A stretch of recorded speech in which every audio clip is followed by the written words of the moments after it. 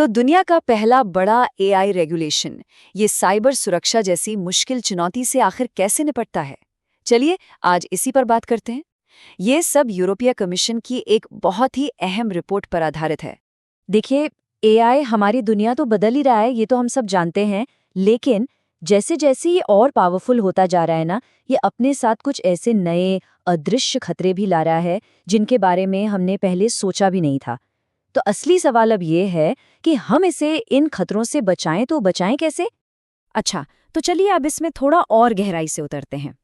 बात यह है कि एआई सिस्टम्स में जो ट्रेडिशनल सॉफ्टवेयर वाले सिक्योरिटी रिस्क होते हैं, वो तो हैं ही, लेकिन उसके ऊपर से ये एआई से जुड़ी चुनौतियों की पूरी नई लेयर भी जोड़ देते हैं। और पता है, सबसे दिलचस्प बात क्या है? ये जो खतरे हैं ना, इन्हें आप पारंपरिक साइबर सुरक्षा तरीकों से पूरी तरह से रोक ही नहीं सकते।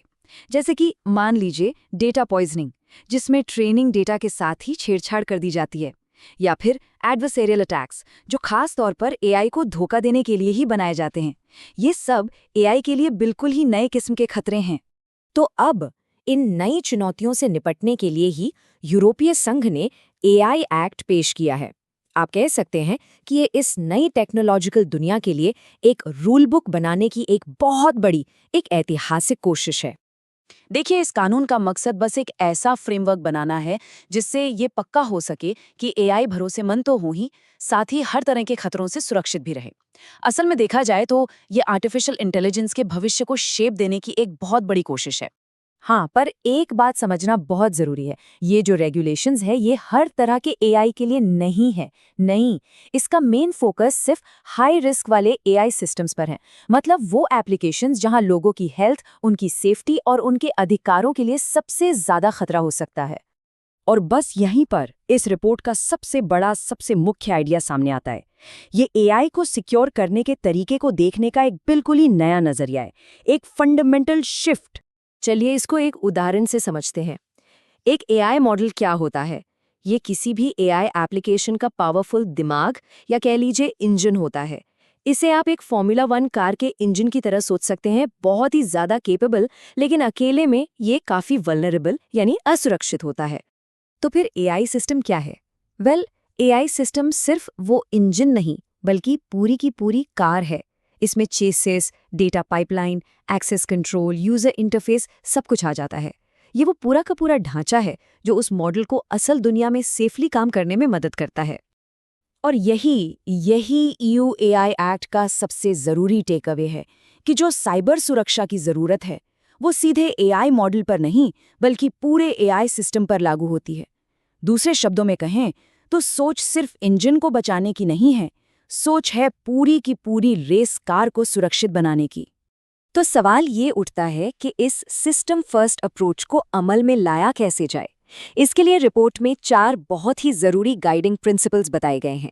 पहला और सबसे जरूरी, एआई सिस्टम पर ध्यान दे, सिर्फ मॉडल पर नहीं।